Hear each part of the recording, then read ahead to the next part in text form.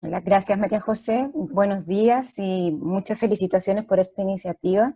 Se ven muchas personas aquí, muchas mujeres, así es que, y gracias por el día, profesor. Ayer me llegó un estudiante, me mandó 3 botellas de pisco sour, así que estaba muy contenta.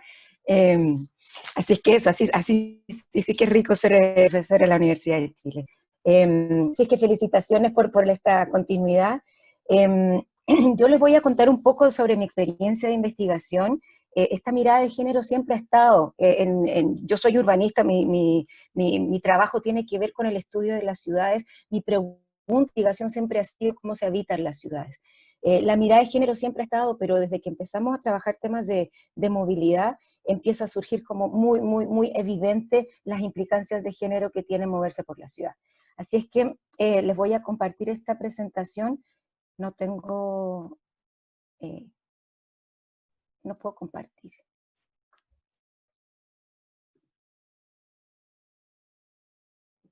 Ahora no, tampoco. Ahora sí, A ver, ahora sí, parece, ¿no? sí, ahora sí. Eso, me avisan si se ve bien. ¿Sí? Sí, ¿Se ve? sí, Ya, perfecto. listo. Entonces, yo lo que les voy a contar un poco ha sido como, voy a explicarles desde hace cómo empezamos a ver los temas de género y las implicancias en la movilidad. Yo sé que hay una estructura que ustedes pueden estar esperando, pero lo que nosotros hemos hecho es el enfoque de movilidad nos ayuda a develar una forma que estamos entendiendo el territorio hoy en día, que yo creo que lo que estamos haciendo es cambiar un poco el paradigma de poder entender la planificación urbana en general. Eh, Les voy a contar un poco la historia de cómo nosotros hace unos 15 años, y tiene que ver con lo que yo empecé a trabajar en mi doctorado, empezamos a contar historias para poder entender mejor qué es lo que está sucediendo y para un poco poder hilar estas implicancias que nosotros vemos en la vida cotidiana para poder moverse. Entonces, voy a tratar de ir bien rápido. Voy a contar esta historia de dos personas. Él es Bernardo, tiene 40 años, está casado con Susana, que trabaja cosiendo en su casa, tienen 3 hijos, viven en una población de vivienda social en Santiago, y trabaja en una imprenta en el centro, es muy simpático, toca guitarra los fines de semana. Aquí lo que empezamos a trabajar tiene que ver con las dimensiones de tiempo y espacio, es decir, cómo poder entender el espacio en su dimensión temporal, que no solamente es un espacio contenedor, sino que es un espacio que está imbricado con el tiempo y que es parte de la forma en que nosotros habitamos. Le voy a contar muy rápido lo que hace él desde que sale de su casa. Su rutina diaria empieza a las 6:30, cuando se levanta y sale para tomar su bus camino en el terminal que está cerca a su casa, se va sentado todo el camino y se evita el tráfico de media hora más tarde. Aprovecha para llegar temprano a su trabajo y desayunar tranquilo antes de las 8 de la mañana. Ha tomado la misma ruta por años y reconoce a varios pasajeros. En realidad le gusta conversar y dice que siempre termina conversando con la misma persona que se le sienta al lado. Así es más entretenido el viaje. No le gusta dormir, al contrario de la mayoría de los pasajeros de la mañana. No le gusta mirar para afuera tampoco. ¿Para qué? Dice, las mismas calles feas todos los días. Conoce el paisaje y ese ya no le impresiona. Para él es más interesante lo que sucede adentro de la micro, durante una hora de viaje. Pronto su amiga Sofía se sube al bus, conversan del trabajo, sus amigos, su familia, los otros pasajeros, el chofer. Ella dice que Bernardo prefiere sentarse junto a las niñas bonitas y conversarles. Él se ríe, saluda a varios de los pasajeros, cuenta que con algunos juega fútbol, algunos son de su barrio, de infancia, otros los ha visto por ahí, ayuda a pasar la plata que envían los pasajeros que se suben por atrás y dice que siempre devuelven el vuelto. Pasa todo el día en el trabajo. Cuando llega a su parada, acompaña a Sofía a su trabajo, en una fábrica de textiles, y luego camina a una panadería a comprar su desayuno. Camina unas pocas cuadras a su trabajo y espera que llegue su jefe para que le abra la puerta. Y luego pasa todo el día en su trabajo y sale a las 6 de la tarde, camina varias cuadras a tomar su micro. El barrio es peligroso, pero él conoce barrio de las personas que pasan, la micro va llena, se sube por atrás, a mitad de camino se logra sentar. Está pendiente de los ladrones que normalmente se suben a las micros entre los 15 y los 30 de cada mes, cuando la gente va recién pagada y las micros van llenas. Dice que la gente generalmente se hace señas cuando se sube un ladrón, pero nadie hace nada. Llega a su casa temprano durante la semana, su barrio vibra con la música, las risas, los gritos, los niños jugando y la gente en la calle. Estar dentro de la casa es insoportable por el ruido de la música. Dice que es más fácil estar afuera. Y esta es la experiencia de Bernardo. Disculpen a las personas que vienen de otros países, los casos son bastante chilenos, pero tienen mucho que ver con lo que sucede en otras partes. En la misma población vive otra persona que también la acompañamos en sus viajes, y su nombre es Marta. Ella tiene 24 años, está casada con un guardia de seguridad y tiene una hija de 7 años. Viven en el mismo barrio, no terminó el colegio y a los 17 años se mudó a Santiago para trabajar como empleada doméstica. Lleva 2 años trabajando en otro barrio en Santiago y se demora más o menos 1 hora y media, 2 horas para cada viaje y está pensando en dejar de trabajar. El mismo sector, el mismo tipo de planimetría, para poder explicar cómo ella se levanta temprano también para preparar a su hija para ir al colegio. Salen de la casa a las 7:30, caminan por un parque, un sitio ariazo, un puente, un campamento para llegar al colegio. Y espera que la dejen entrar y caminar hacia su micro. Camina más allá de lo necesario a esta hora, dice que las micros van llenas y los choferes no paran. Así es que si no camina, no se va a poder subir. Las veredas no están pavimentadas y el polvo no la deja respirar bien. Logra subirse a la micro empujando y apretando para poder entrar. Cuando la micro pasa por su paradero, el chofer no para. Al entrar se ve todo oscuro, está tan lleno que no se logra ver hacia afuera. De a poco logra moverse hacia el centro de la micro. Varias cortinas están cerradas y su mayoría son mujeres durmiendo camino al barrio alto, a trabajar igual que Marta. La primera parte de su viaje dura 1 hora. Logra sentarse cerca a su parada, se viaja, camina rápido hacia la esquina y ve el segundo bus que se acerca. Este también va lleno y se sube por atrás, también lleno de mujeres. Camina hacia el condominio donde trabaja por casas con jardines y empleadas con uniforme caminando perros. Su jefa se queja constantemente, le dice que se levante más temprano para poder llegar más temprano al trabajo. Pero Marta le ha explicado que no puede llegar más temprano porque tiene que llevar a su hija al colegio. A esa hora el tráfico es terrible y los buses van llenos. No sale de la casa todo el día y termina alrededor de las 7 de la tarde. Una vez que se baña, sale a aspirar la micro, espera unos 20 minutos y logra sentarse. Este cambio es el que me da lata. No me puedo dormir porque el tramo es demasiado corto y pocas veces hay asientos en el otro. Luego corre para tomar el segundo bus. Esta vez logra sentarse también. Está oscuro cuando llega el bus y llega a su paradero final. Compra tomates en la esquina de su casa. Camina unos 20 minutos hasta su casa por el mismo camino que tomó por la mañana. Está muy oscuro, hay muy poca gente alrededor, pero ya conoce el camino. Cuando llega a su casa, su hija está sola viendo televisión mientras espera. Ha estado sola por más de 1 hora, ya tomó onces y lavó su plato. Este trabajo etnográfico fue hecho hace unos 15 años y antes de que se implementara el Transantiago. Y todas estas formas en que se vive la ciudad y que se habita la ciudad son elementos que no han sido incorporados en la planificación de transporte ni en la planificación urbana, y estas formas en que nosotros veíamos las diferentes maneras en que se vive la experiencia del viaje, nos empezaba a dar cuenta de que hay algo muy distinto para las mujeres que se mueven y que es imposible fragmentar la experiencia continua del viaje. Es decir, que es importante entender desde dónde sale, qué es lo que sucede y todo lo que sucede a través del viaje, y no es posible fragmentar la forma en que se habita en estos espacios. Para nosotros fue muy significativo empezar a ver este tipo de viajes y empezar a develar qué implicancias tiene entender la forma en que nos movemos. Así que nos empiezan a surgir estas preguntas. ¿Cómo se habita la ciudad? ¿Cómo son las experiencias cotidianas de habitar la ciudad? ¿Cuáles son las principales prácticas para observar la vida cotidiana hoy? ¿Cuáles son las formas en que se vive la desigualdad urbana en ciudades latinoamericanas en la actualidad? ¿Cómo afectan las experiencias diferenciadas, las desigualdades urbanas? ¿Y qué conocimientos y saberes se requieren para comprender el hábitat cotidiano? Esto que nos pasa a nosotros en Chile pasa en muchas ciudades latinoamericanas, en muchos territorios, y esta forma en que nosotros habitamos es muy poco comprendida. Y para nosotros entonces es fundamental. Y aquí entonces el eje del trabajo que nosotros hacemos, y ojalá que se entienda, es entender qué es lo que sucede con la vida cotidiana. Hay un creciente reconocimiento de la importancia de la vida cotidiana respecto a los territorios que se habitan, pero hay dos elementos fundamentales para poder observarla como un campo teórico. Es visibilizar lo invisible, todas estas cosas que nosotros vivimos, del miedo, de poder, de qué es lo que implica tener que ir a dejar a su hija y por qué no puede irse más temprano, mientras que el hombre tiene una vida relativamente sencilla. Los dos son complejos, los dos viajes son difíciles, pero hay uno que es más complejo por las otras responsabilidades que se tienen. Entonces, ¿cómo empezamos a visibilizar lo invisible que la planificación urbana y de transporte no ven? Y por otro lado, ¿cómo empezamos a ver formas de conflicto que se producen en los espacios urbanos. Y estos conflictos son pequeños, no son grandes conflictos de manifestaciones en las calles, sino conflictos en las relaciones de género principalmente, que no se ven y no se tematizan y no se problematizan en las planificaciones. Entonces nos permite identificar una diversidad y diferencias en la forma de vivir los espacios que son distintos según clase, género, edad, etnicidad y sexualidad. Y ahí yo creo que han visto en estos cursos el tema de interseccionalidad y cómo el género cruza distintas otras formas de habitar. Y esta experiencia entonces podría servir para implementar intervenciones más adecuadas hoy en día.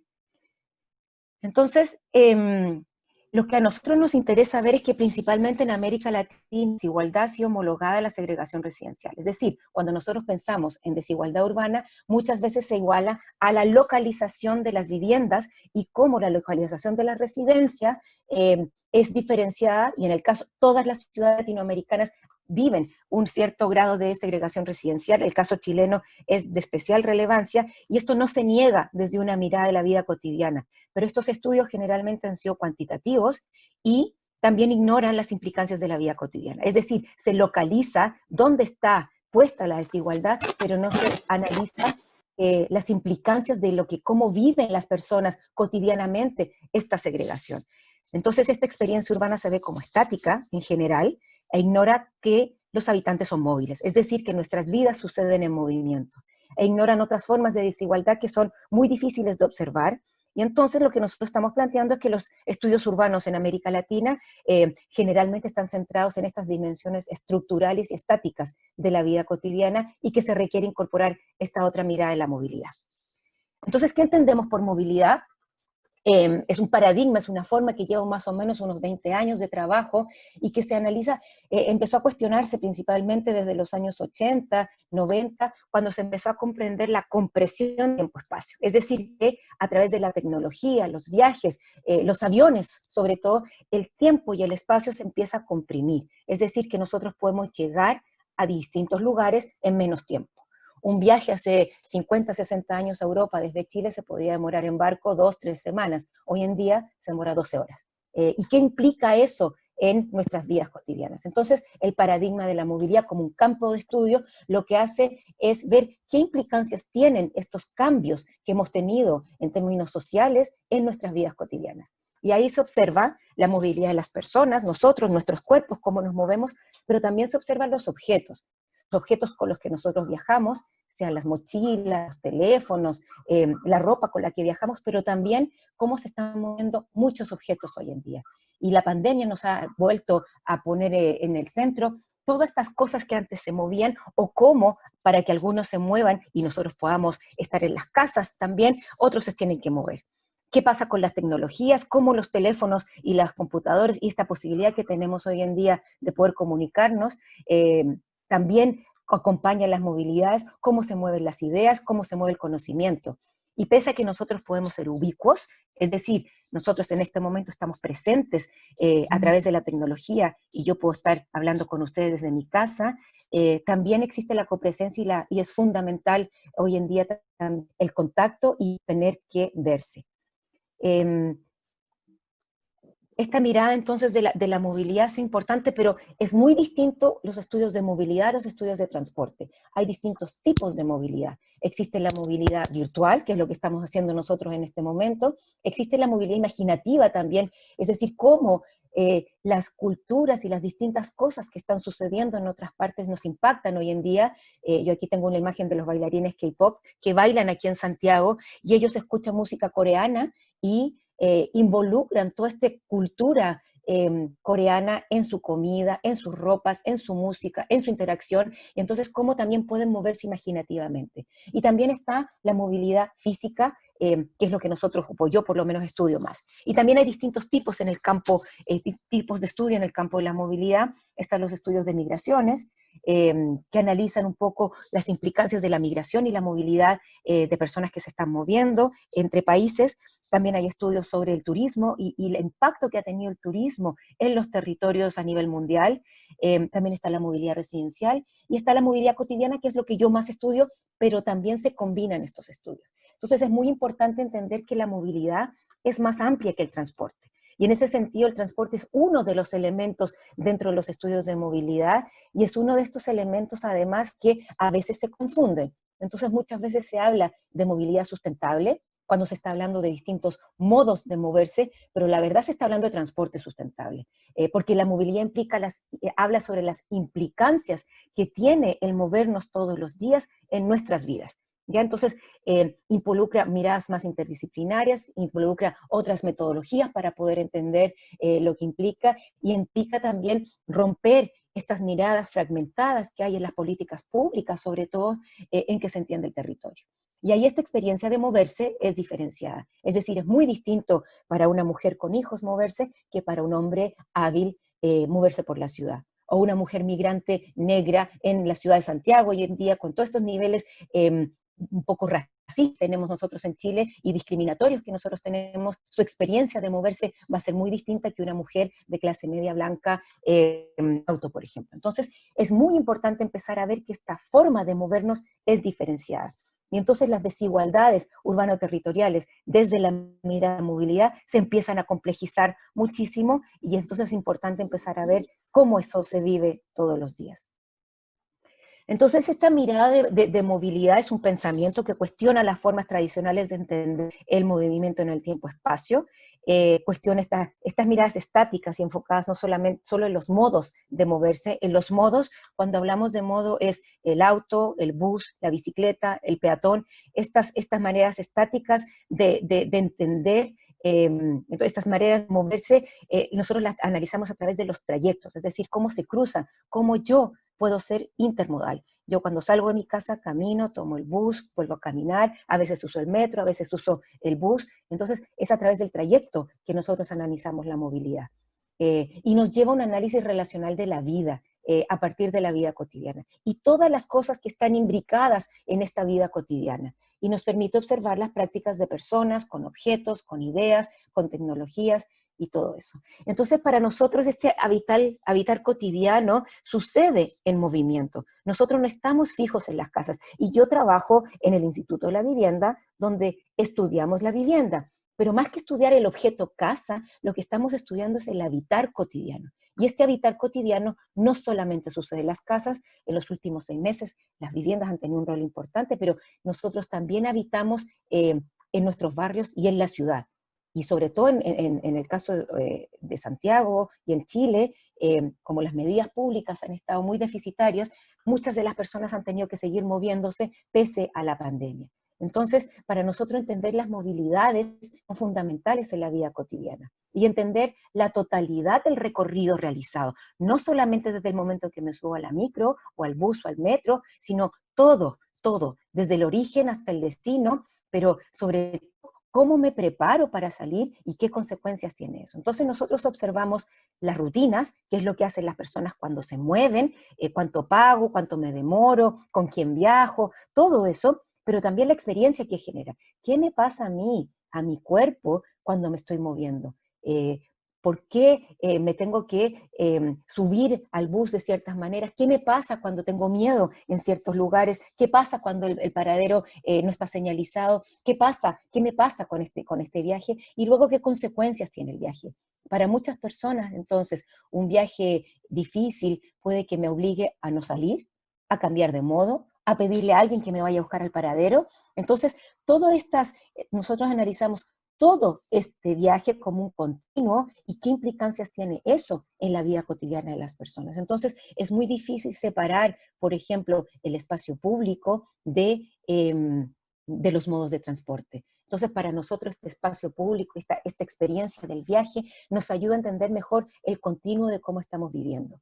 Y los trayectos pueden incluir más de un modo, caminata, bus, metro, caminata, y estos trayectos son un continuo en el que se desarrolla la experiencia del viaje. Incluye todos estos elementos como el cuerpo, y todo lo que lleva mi cuerpo, la ropa que uso, el espacio, los demás viajeros, las cosas con las que nos movemos, las estrategias, la forma en que las personas, las ideas son afectadas y la espacialidad que se genera en movimiento. Y ahí entonces el espacio público empieza a ser un poco más amplio en su forma de entenderlo. Entonces son apropiados y significados a partir de las relaciones físicas con el espacio. Y los espacios públicos tradicionales que se analizan son las plazas, los parques, las calles, pero desde la movilidad empezamos a observar otros espacios públicos que también se apropian, como los paraderos, las veredas, las pasarelas, las infraestructuras que conectan todas estas espacialidades. Y esto es muy importante porque nos permite empezar a ver otras dimensiones de la ciudad que pocas veces se analizan y pocas veces se incluyen en la forma en que afectan de manera diferenciada y sobre todo a las mujeres en el espacio público. Entonces, esta mirada de la movilidad transforma la forma en que vivimos en la actualidad. Otra cosa es que va más allá del transporte y es importante entender todo este trayecto, ya no solamente un pedazo del trayecto, sino todo el trayecto, porque es allí donde se va uniendo la vida y se va uniendo. Nosotros lo que hablamos mucho es cómo las políticas públicas, las de vivienda, las de infraestructura y las de transporte por un lado, pero también las de salud, educación, empleo, fragmentan nuestra vida.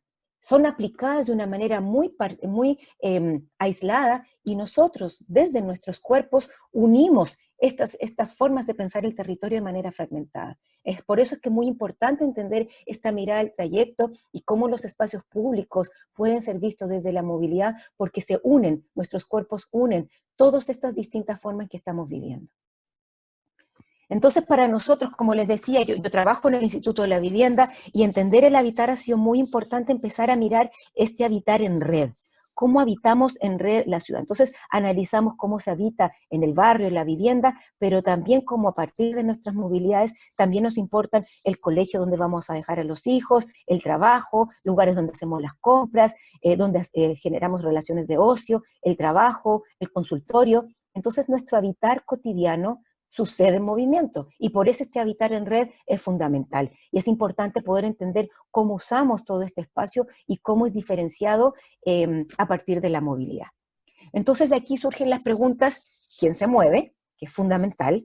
¿Con quién nos movemos? La encuesta Origen-Destino en Chile, por lo menos, y en casi toda América Latina, esta encuesta, que es la fundamental para planificar el transporte, nunca pregunta con quién nos movemos. Asumen que somos seres racionales que nos movemos individualmente. Racionales en el sentido que hay una lógica de que solo vamos a tener un propósito de viaje. Pero no es así. Entonces, ¿cómo se hacen significativas formas particulares de movilidad? ¿Qué otros movimientos permiten o restringen este proceso? ¿Quién se beneficia de este movimiento? Es decir, nosotros como hemos estado fijos, algunos de nosotros hemos estado fijos en nuestras casas, otras personas se han tenido que mover. ¿Quién se beneficia del movimiento, sobre todo en pandemia, de otras personas? ¿Cómo impacta la movilidad de manera diferenciada? ¿Y qué dice la movilidad sobre la forma en que habitamos nuestras ciudades? Entonces, esta mirada de género que ustedes han visto, las definiciones de género y estos conceptos que estamos viendo de movilidad, habitar, trayecto, experiencia y significado, tienen implicancias en distintas formas en que el género y movilidad se empiezan a mirar. Entonces, por ejemplo, están temas de seguridad y acoso, hay temas sobre el uso del espacio público, están los temas de movilidades interdependientes, que lo vamos a ver ahora, la movilidad, el cuidado y la reproducción de la vida, las transformaciones de género en la ciudad, la sociedad, el habitar en la vida cotidiana y las distintas formas de desigualdad e interseccionalidad. Entonces, tratar de explicar a partir de casos cómo estos temas se van imbricando y se van dando cuenta y explicar entonces primero qué es lo que sucede a partir de las relaciones de género y la movilidad. Primero, entender que el espacio no es un contenedor vacío. Muchas veces se piensa que el espacio está allá y nosotros más o menos es el contexto de la vida, pero el espacio y el territorio son parte fundamental. Nosotros construimos territorio y el territorio nos construye a nosotros y a nosotras. Entonces, es muy importante entenderlo no como algo que está allá, que hay que arreglar, sino que nosotros somos parte de esto. Y existen entonces diferencias significativas de género en la forma en que hombres, mujeres, niños y niñas se relacionan en este espacio.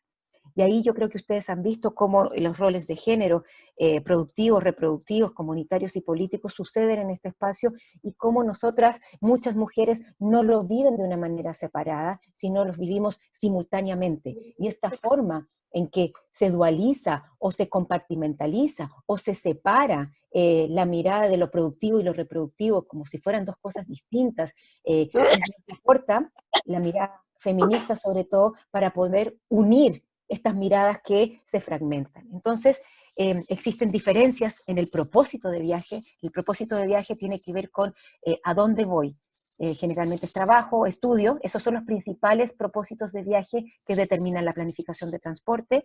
¿Cuáles son las distancias de viaje? Y ahí en general los hombres viajan distancias más largas que las mujeres, pero las mujeres generalmente tienen tramos más cortos en algunos lugares. Nosotros hemos visto últimamente viajes en Ciudad de México, por ejemplo, que los viajes son larguísimos, de 3, 4 horas, sobre todo los que tienen que ver con el trabajo doméstico.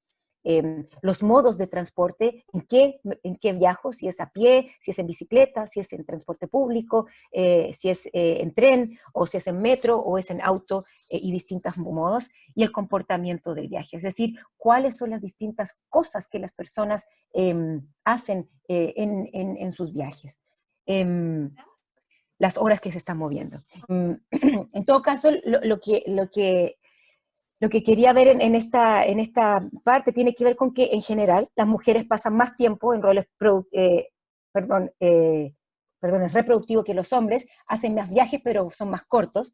Las mujeres tienen accesibilidad de tiempo-espacio más restrictiva en comparación con los hombres, y los horarios y las cadenas de actividades son más complejas, precisamente por los temas de cuidado. Las mujeres generalmente acomodan sus horarios para acomodar sus trabajos y sus roles, y las obligaciones de crianza y cuidado obligan muchas veces a las mujeres a buscar empleo más cerca de la casa que los hombres. Y también hay acceso a los recursos en términos de tiempo, dinero, habilidades, tecnologías, que son distintas para hombres y mujeres y hacen que los patrones de viaje sean distintos. Y ahí, por ejemplo, el acceso a los automóviles es restringido y ofrece distintas geografías de oportunidad. En general, en América Latina existen diferencias significativas entre las mujeres. Entonces, no es lo mismo la movilidad de las mujeres urbanas, de clase media, educadas, por ejemplo, versus mujeres urbanas sin educación, usan distintos modos, viajan de manera distinta, y sobre todo muchas de las mujeres de clase media son parte de una cadena de cuidados. Pueden pagar o usan distintas fórmulas para poder compartir los cuidados. Entonces tienen distintas formas de moverse. También hay muchas diferencias entre las movilidades de lo urbano y lo rural, sobre todo por el tema de las distancias, las temporalidades, lo que nosotros hemos visto en los estudios de ruralidad en América Latina. Muchas veces los viajes se realizan no diariamente, muchas veces, sino, por ejemplo, viajes a comprar se realizan una vez a la semana o una vez al mes. Entonces hay distintas modalidades y formas en que esta movilidad sucede en distintos contextos.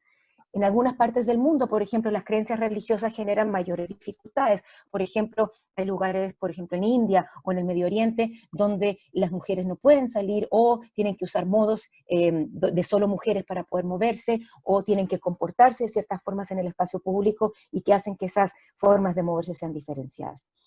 Lo que nos pasa en nuestros países es que al tener alta dependencia, contamos con alta dependencia y demanda de viajes, pero baja disponibilidad de sistemas de transporte público.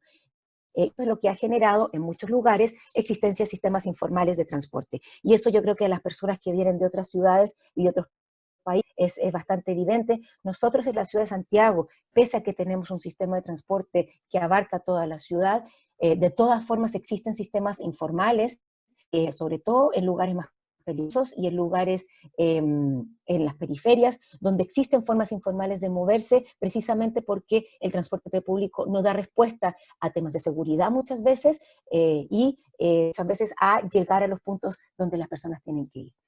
Y aquí entonces el tema del cuerpo es fundamental. Y el cuerpo y la actividad que genera y la vulnerabilidad que sienten ciertos cuerpos en el espacio público y en los sistemas de transporte. Y estos cuerpos están más vulnerables a agresiones sexuales relacionadas con el transporte, y en ese sentido toman medidas precautorias. En general, de distintas maneras, o viajar acompañadas, o viajar en ciertos horarios, o usar ciertos tipos de ropa, o cubrirse mientras están en ciertos modos de transporte, o en ciertos horarios, o en ciertos lugares. Esto de viajar juntas, o de mandar mensajes, sobre todo para decir, ya llegué, son medidas que muchas mujeres toman para poder usar el espacio público y la ciudad en movimiento en general. Y desafortunadamente nosotros estamos educando a nuestros hijos y nuestras hijas de esas maneras.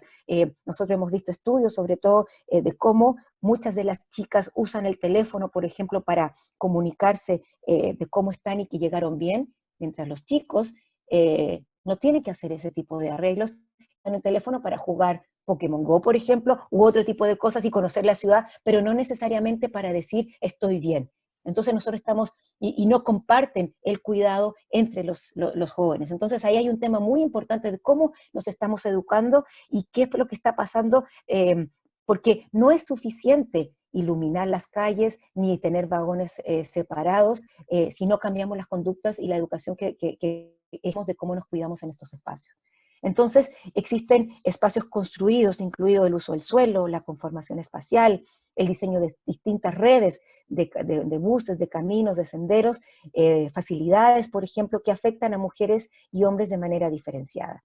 Y ahí entonces el ciclo de vida es fundamental, porque yo, por ejemplo, antes de tener una hija, usaba la ciudad de otra manera, de otras formas. Quizás me arriesgaba un poco más. Siempre me preguntan cuándo dejé de andar en bicicleta. Yo dejé de andar en bicicleta el momento en que tuve una hija, no porque la bicicleta sea mala, sino porque la ciudad en la que vivo no me da las garantías para poder estar segura. Entonces no solamente tengo miedo de viajar con mi hija en bicicleta, pero también tengo miedo de que me pase algo en el sistema de bicicleta.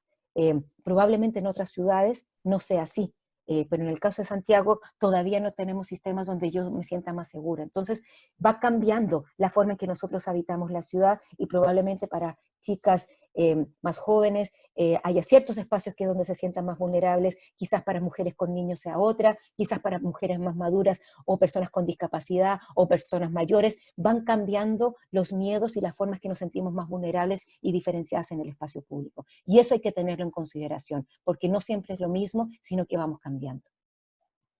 Y ustedes yo creo que ya han visto el tema de la interseccionalidad y cómo esta interseccionalidad es una herramienta analítica para comprender cómo se cruzan y se van superponiendo las experiencias de opresión o privilegio. Entonces, como les decía, no es lo mismo una mujer migrante con hijos en Santiago y que vive en la periferia a una mujer clase media que trabaja y se mueve en automóvil. Entonces, cómo hay ciertas situaciones de privilegio, pese a que todas muchas mujeres en general, compartimos ciertas responsabilidades de cuidado que nos hacen que tengamos estas movilidades diferenciadas, no es lo mismo la experiencia de cada una. Entonces es muy importante empezar a considerar estas diferencias, pero yo creo que ustedes ya la han visto, así es que no voy a ahondar en esto. Pero les voy a contar, para que aquellas personas que pensaban que estaba hablando muy rápido, les voy a contar en qué se traduce todo esto y por qué es tan importante empezar a mirarlo y empezar a explicar qué es lo que nos pasa a nosotras cuando nos estamos moviendo y por qué es importante que las personas que toman decisiones, sobre todo planificadores y planificadoras urbanas y de transporte, empiecen a comprender, porque esto no se entiende, ¿ya? No se entiende todos los días pese a que esto se viene diciendo hace muchos años, la planificación urbana está todavía pensando en formas de pensar el territorio desde hace más de 40, 50 años, unas ciudades funcionales sobre todo, y no se transforman las formas en que pensamos la planificación urbana y la planificación del transporte tampoco. Se mantienen las mismas estructuras. Entonces les voy a contar el caso de Gladys, que es una mujer casada con Carlos, tiene una hija, y ellos viven en una comuna de ingresos medios bajos en la ciudad de Santiago. Ellos decidieron empezar a viajar en auto cuando nació su hija o su hija empezó a ir a la guardería. Entonces empezaron a usar el auto y ella maneja y salen temprano de su casa y van a la casa de los padres, de sus padres que viven cerca, y recogen al sobrino que se llama Luis. Y luego van a dejar a Luis a la guardería y luego van a dejar a su hija al jardín infantil y luego pasan por la estación de servicio y recogen a la amiga de Gladys y luego llevan a Carlos al trabajo y luego la amiga de Gladys y ella se van conversando en el camino y lo pasan muy bien en su trabajo, el camino al viaje, al trabajo. Ese es el único espacio que ellas tienen para conversar. Ella trabaja todo el día y luego en la tarde se vuelve en auto y va a buscar a su hija, que está en la casa de los papás, y se va a su casa. Este es un viaje bastante típico. Lo que a nosotros nos llamó la atención es esto que sucede en amarillo. ¿Qué es lo que pasa durante el día mientras ella está trabajando? Durante el día, su hermana pasa a buscar a su hija al colegio, al jardín, pasa a buscar a su sobrino a la guardería y los lleva a la casa de los padres. Sus padres, en el intertanto, cuidan a los niños, les dan almuerzo, pero además le lavan la ropa, planchan y cocinan la ropa y la comida de Gladys, y ella cuando va a buscar a la hija en la tarde se lleva los Tupperware con comida y además la ropa planchada por sus padres. Entonces para ella, ella no podría trabajar si esta coordinación de sus cuidados no estuviera delegada a su hermana y a sus padres. Y ahí empezamos a ver que hay algo que va a suceder. La planificación del transporte solo ve un tramo de lo que está sucediendo. Lo que nosotros empezamos a ver, cómo su vida se empieza a complementar a partir de las ayudas del cuidado que ella tiene. El marido, Carlos, no se entera de nada de lo que sucede. Toda esta negociación de los cuidados la realiza ella con su hermana y sus padres para que ella pueda trabajar. Este es otro caso, que es de Silvia. Este es un caso de ingresos bien altos en la ciudad de Santiago, de una mujer que vive en un condominio de altos ingresos. Estos dos puntos que están aquí son las dos empleadas domésticas que ella tiene en su casa, que además de limpiar, cocinan y le ayudan en el cuidado de los niños. Ella vive en un condominio con unas casas preciosas, grandes, con piscina, pero lo que ella ha hecho es coordinar con las otras mamás del condominio para ir a recoger a los niños al colegio que queda cerca. Todas las mamás tienen hijos que van al mismo colegio, así es que se coordinan el transporte de los niños en las tardes. Entonces, a una le toca el lunes, a otra le toca el martes, a otra le toca el miércoles, y a Silvia le toca los jueves, y a otra le toca el viernes. ¿Ya? Silvia trabaja media jornada, pero los jueves se dedica casi por completo a transportar a niños de sus colegios a las casas. Entonces lo que ella hace en la mañana, va a dejar a sus hijos al colegio. Ella tiene 3 hijos, uno que va en kinder, uno que va en la básica y otro que va en la media, y luego vuelve a su casa, toma desayuno, y justo este día que nosotros la acompañamos, le tocó ir a un paseo de curso, que tenían que ir a una fábrica de galletas. Entonces, ahí llegaron todas las otras mamás a llevar a los niños de kinder a una fábrica de galletas. Lo pasaron bien, estuvieron todo el día o toda la mañana allí, y luego volvieron a dejar a los niños al colegio, pero su hijo justo se enfermó porque comió muchas galletas y se lo llevó a la casa. Entonces se lo lleva a la casa y a mediodía a ella le corresponde ir a buscar a los niños del kinder. Su hijo se queda en la casa y ella va al colegio, retira a los distintos niños del colegio, luego va a dejarlos a cada una de las casas, entonces deja uno, deja otro, y luego vuelve a su casa, almuerza, y vuelve a las 3 de la tarde a buscar al siguiente grupo de niños que sale de la básica. Los va a buscar en auto y los lleva a cada una de sus casas, luego vuelve a su casa, toman once, y luego a las 5 de la tarde vuelve al colegio y retira a los niños de la enseñanza media que se quedan, y vuelve a su barrio y los va a dejar a cada una de sus casas, y luego vuelve a su propia casa. Lo que este caso nos da cuenta es que también, independiente del nivel socioeconómico, las mujeres son las que se hacen cargo de parte importante del cuidado de los niños. En este caso es ir a buscar a los niños al colegio. Todo el día jueves para ella está involucrado en el cuidado de sus hijos y de su red de socias que se ayudan entre ellas.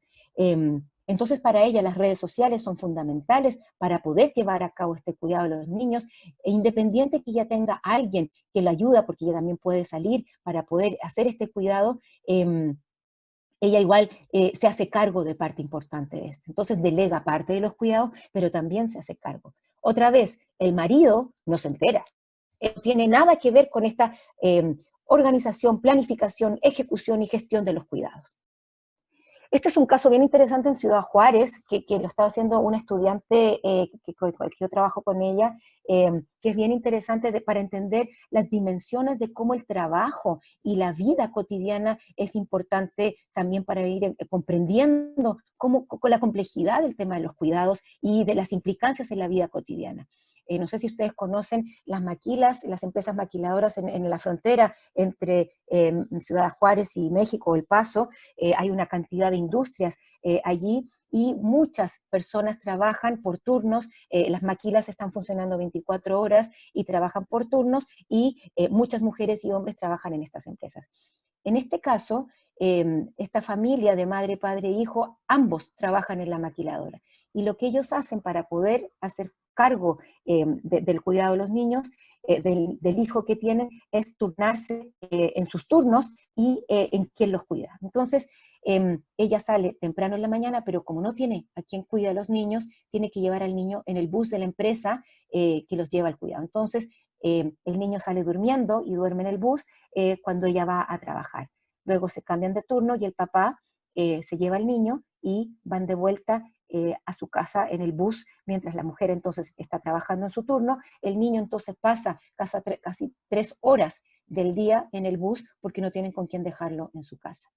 Ella entonces durante todo el día trabaja y en la tarde el marido va a dejar al niño otra vez, va a su turno, se dan vuelta aquí y ella se lleva a su niño a la casa mientras el marido está en el turno de noche. Entonces ahí empezamos a ver las implicancias que tiene entender toda esta vida cotidiana y no solamente un tramo de la vida para poder entender las implicancias de género y la complejidad que esto significa y la necesidad de poder ver que es toda una red de cuidados y de complejidades la que estamos viendo.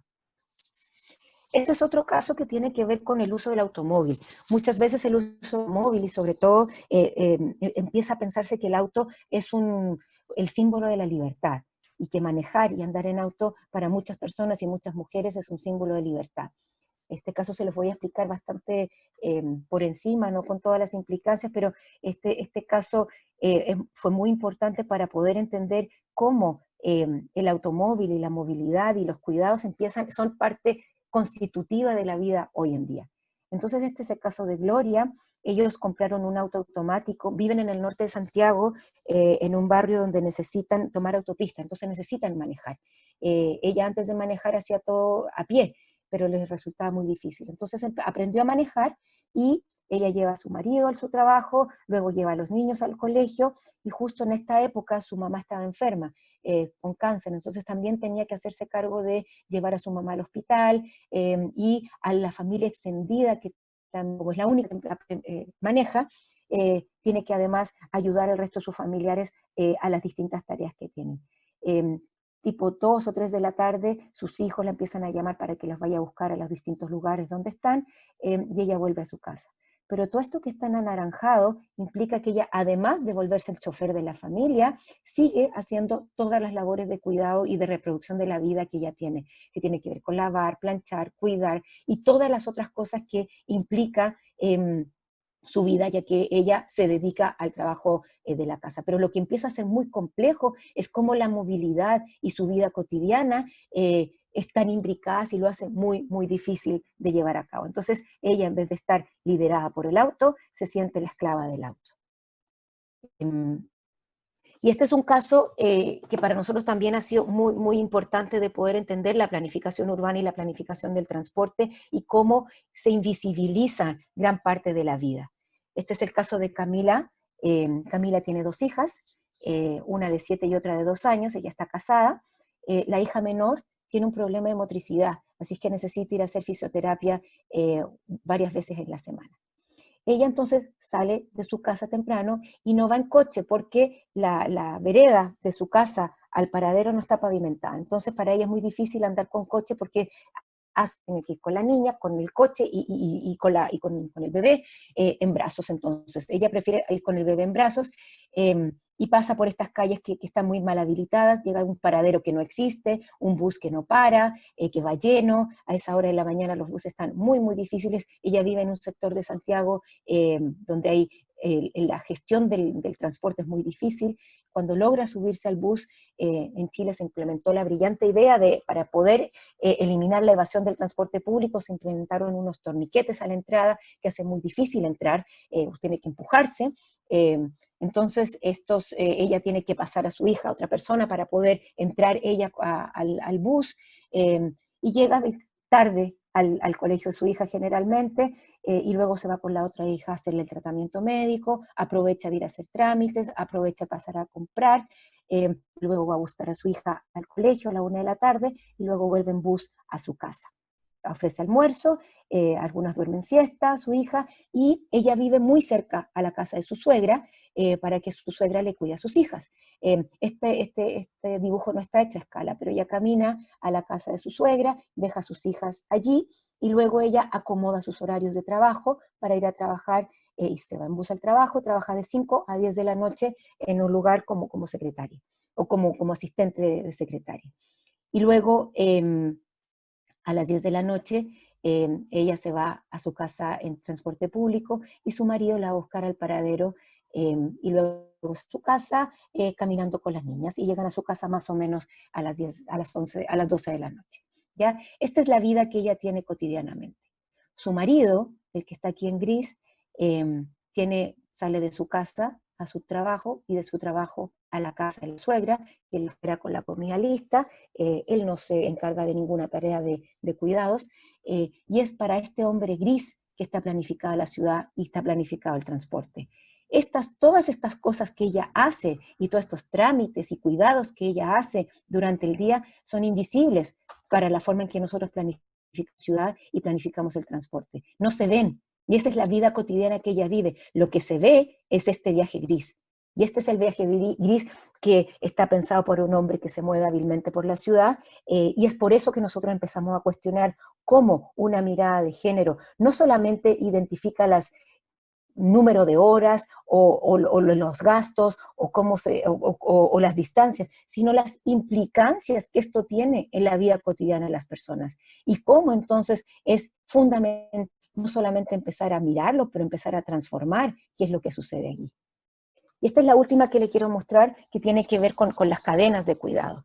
Esta es una mujer también con 2 niños, casada, y trabaja también, y lo que ella hace, Judith, es la cuidadora principal de su casa. Ella organiza los trabajos de cuidado, y también trabaja ella. Y contrata a una persona que se llama la señora Mode, es la cuidadora número 2, que la ayuda en su casa al cuidado de sus hijos, pero la señora Mode en su turno tiene otra persona que cuida, su vecina, que cuida a su hijo mientras ella sale a trabajar. Entonces, esta cadena de cuidados que se va precarizando a medida que van bajando el nivel socioeconómico, es algo fundamental de comprender. Ella sale a trabajar, su viaje durante el día es bastante estresante, porque está llamando a su casa, siempre llega tarde, se maquilla en el viaje en auto, trata de tomar atajos para poder llegar a su trabajo a tiempo, pero siempre llega tarde, llega a su casa, pero todo el rato está llamando a la casa para ver cómo están las cosas. Está coordinando y microcoordinando lo que la señora Mode hace en su casa, y ella en turno también coordina lo que está pasando en su casa. En este caso, el marido nos dice que él hace parte de los cuidados, pero en realidad no se encarga, porque cuando él sale de la casa se olvida de todo lo que sucede en su hogar.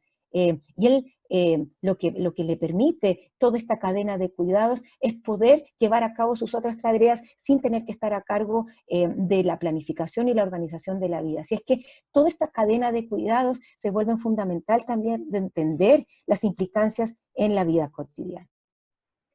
Entonces, para nosotros esta forma de entender la movilidad es un cuestionamiento profundo a la planificación del transporte. La planificación del transporte piensa que las decisiones son individuales y racionales, pero lo que nosotros vemos es que la organización de las movilidades es compleja. Hay muy baja autonomía. En el caso de América Latina, por temas de seguridad o por distintas formas, los niños no se mueven solos siempre. Entonces, hay muy bajo nivel de autonomía.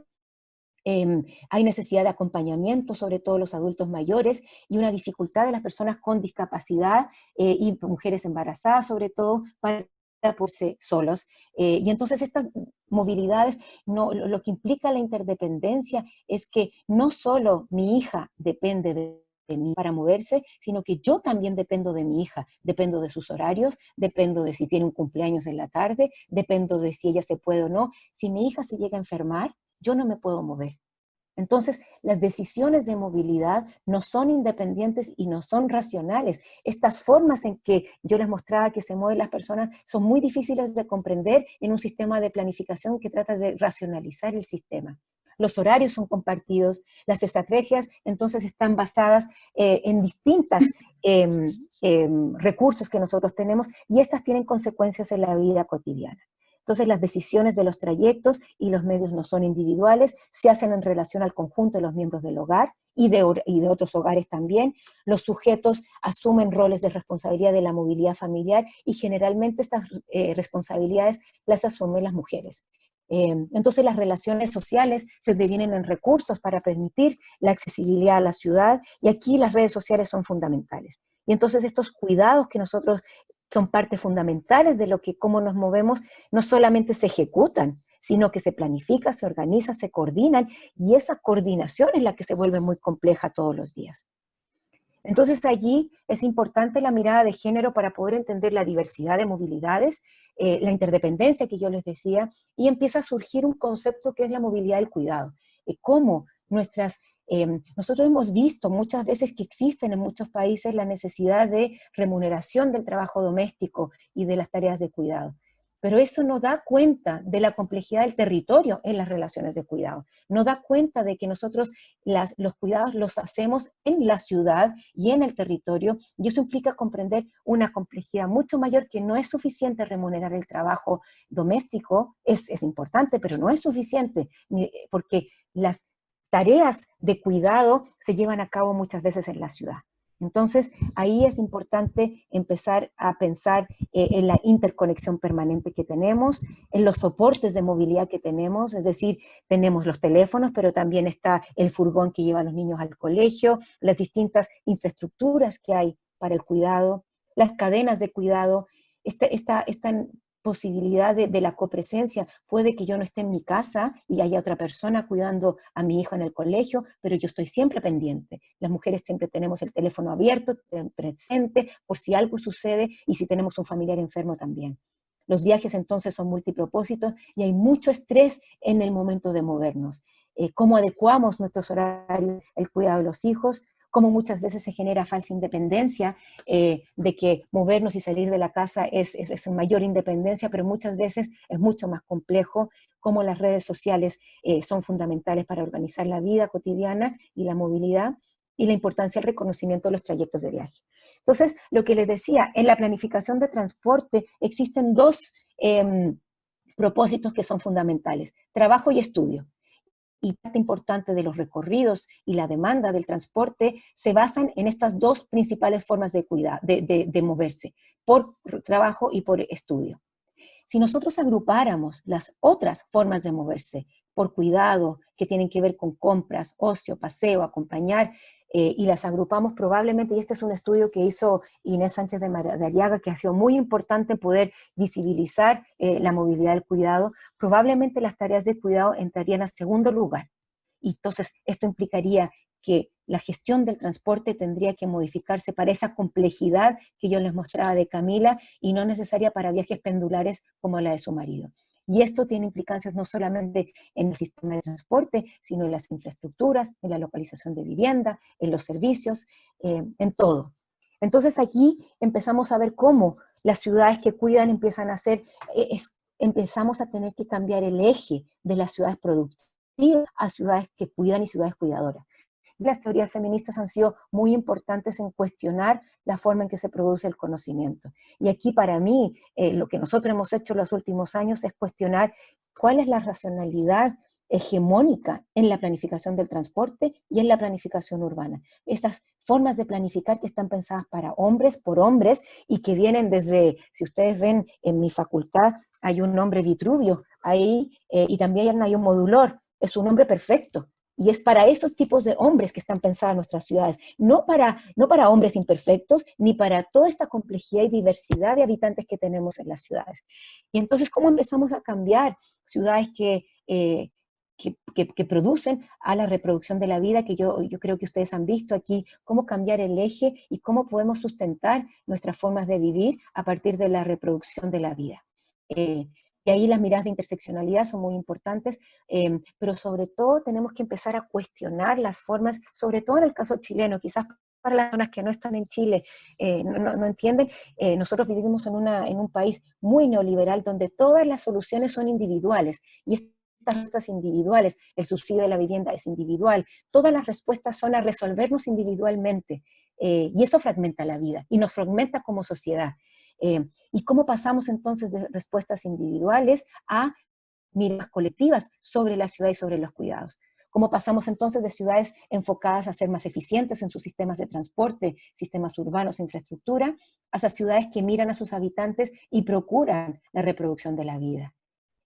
Lo que ha sido evidente en Chile sobre todo, y parece que en otras ciudades también, pero en otras ciudades parece que se entendió mejor lo que iba a pasar con la pandemia. En el caso chileno, nuestras autoridades, los expertos y los políticos no entendieron el rol del territorio en la pandemia, no se entendió cómo el virus se movía, además, entonces las cuarentenas que se generaron no entendían que las personas iban a estar moviéndose y por ende a enfermarse muchísimo más.